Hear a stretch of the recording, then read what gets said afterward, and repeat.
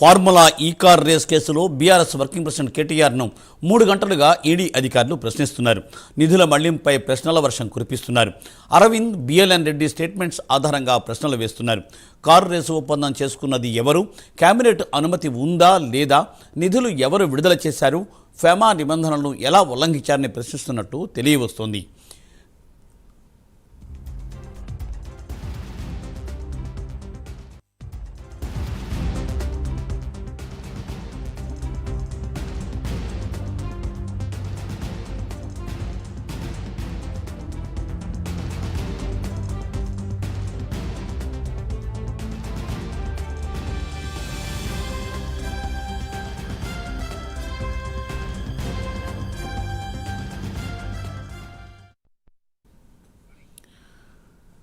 BRS working president కేటీఆర్ను enforcement directorate ఆఫీసులో enforcement directorate అధికారులు ప్రశ్నిస్తూ ఉన్నారు.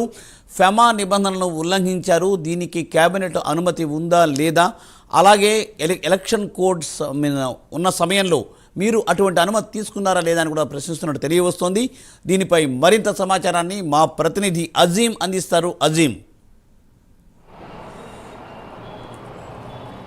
ఫార్ములా ఈ కార్ రేసులో బీఆర్ఎస్ వర్కింగ్ ప్రెసిడెంట్ కేటీఆర్ ఏదైతే ఈడీ విచారణలో ఉన్నారో ఉదయం 10:30కే ఈడీ కార్యాలయానికి చేరుకున్నారు. సుమారు 3-3.5 గంటల నుంచి కూడా ఏదైతే ఈడీ కార్యాలయంలో అధికారులు అయితే కేటీఆర్ని ప్రశ్నల వర్షం కురిపిస్తున్నారు. ప్రధానంగా చూసుకున్నట్టయితే ఇటు క్యాబినెట్ అనుమతి ఉందా లేదా, అలాగే ఆర్థిక శాఖకు సంబంధించిన అనుమతి ఉందా లేదా, దీంతో పాటు ఏదైతే ఫెమా నిబంధనల ఉల్లంఘనపై కూడా ఈడీ అధికారులు ప్రశ్నిస్తున్నట్టు కూడా మనకు తెలుస్తుంది. సో ఓవరాల్గా దీంతో పాటు హెచ్ఎండిఏకి సంబంధించినటువంటి పాలక మండలికి సంబంధించినటువంటి అనుమతి లేకుండానే ఎలా 55 కోట్లు ఇచ్చారు, ఒకవేళ ఇచ్చినట్టయితే 700 కోట్లు లాభం వచ్చిందని చెప్తున్నారు. ఆ 700 కోట్ల లాభం అంటే ప్రకటనల ద్వారా వచ్చినటువంటి లాభం వివరాలు ఎక్కడ ఉన్నాయి, అలాగే టికెట్లు అమ్మిన ద్వారా వచ్చినటువంటి లాభాలు ఎక్కడ ఉన్నాయి, సో ఓవరాల్గా ఈ 700 కోట్లకు సంబంధించినటువంటి లెక్కలు ఎక్కడ ఉన్నాయి. సో ఇలా అనేక కోణాలలో ఈడీ ఇప్పటికే కేటీఆర్ని ప్రశ్నల వర్షం కురిపిస్తున్నట్టు మనకు తెలుస్తుంది. ఎందుకంటే ఎలాంటి అనుమతులు నిబంధనలకు ఉల్లంఘంగా ఇవన్నీ చేశారని చెప్పి ఈడీ అంటే ఏసీబీ ఇప్పటికే కేసు నమోదు చేసింది. ఈ కేసు నమోదు ఆధారంగానే ఏదైతే ఈడీ కూడా ఈరోజు కేటీఆర్ని ఇక్కడ ఏదైతే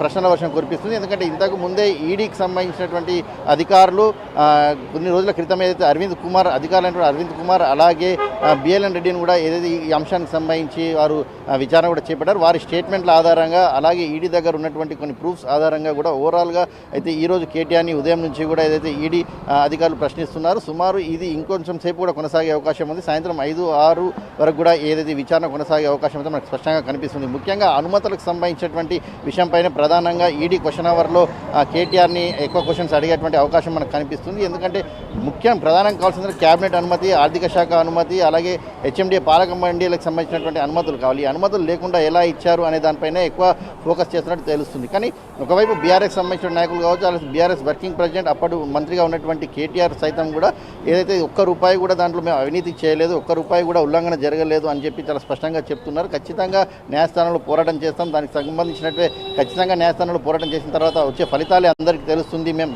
హైదరాబాద్ బ్రాండ్ ఇమేజ్ని ఏ మేరకు పెంచాము, ఎంతవరకు పెంచాము, ఇప్పుడు అంతర్జాతీయ స్థాయిలో ఫార్ములా ఈ కార్ రేస్ నిర్వహణ వల్ల వచ్చినటువంటి హైదరాబాద్ ఇమేజ్ ఎంతవరకు ఉందనేది అప్పుడు ప్రజలకు అందరికీ అర్థమవుతుంది. కేవలం కాంగ్రెస్ కక్షపూరిత రాజకీయంలో భాగంగానే ఈ కేసుల్ని ఏదైతే నమోదు చేసింది, కేవలం కాంగ్రెస్ వైఫల్యాలను కప్పించుకోవడానికి ప్రజల్ని దారి మళ్లించే ఉద్దేశంలోనే ఇలాంటి కేసుల్ని తెరపైకి తీసుకొచ్చిందని కూడా వారు చెప్తున్న పరిస్థితి మనకు కనిపిస్తుంది. అయితే ఈ అంశాలతో పాటు బీఆర్ఎస్ నాయకులు మాత్రం కొంత ఉత్కంఠ, కొంత ఆందోళన నెలకొందని చెప్పుకోవచ్చు. ఎందుకంటే అటు హైకోర్టులో అలాగే సుప్రీంకోర్టులో ఏదైతే క్వాష్ పిటిషన్ రద్దు చేయడం, అయితే ఉపసంహరించుకోవడం, ఎందుకంటే ప్రాథమిక దర్యాప్తు సమయంలో క్వాష్ని ఇప్పుడే వేయడం ఏంటి అనే దాని ప్రశ్నలతో వీళ్ళు ఉపసంహరించుకునే పరిస్థితి మన అందరికీ తెలిసిందే. సో ఈ నేపథ్యంలో ఇలాంటి పరిస్థితి నెలకొంటుంది. ఎందుకంటే హైకోర్టులో అటు సుప్రీంకోర్టులో కూడా ఏదైతే తీర్పులు ఏవైతే ఉన్నాయో చూసినట్టయితే విచారణకు సహకరించాల్సింది అంటే వచ్చింది. సో దీంతో పాటు ఏసీబీకి సంబంధించి కావచ్చు, ఈడీకి సంబంధించినట్టు కావచ్చు, ఇప్పటికి మరొకసారి కూడా అంటే ఈడీకి సంబంధించి ఈరోజు ప్రశ్నల వర్షం అయిపోయిన తర్వాత అవసరమైతే మరోసారి పిలువన్నట్టు కూడా తెలుస్తుంది. అలాగే ఏసీబీకి సంబంధించి కూడా మరోసారి నోటీసులు వచ్చే అవకాశం ఉన్నట్టు కనిపిస్తుంది. సో మరోసారి కేటీఆర్ని విచారించినట్టు కూడా తెలుస్తుంది. అంటే ఏదైతే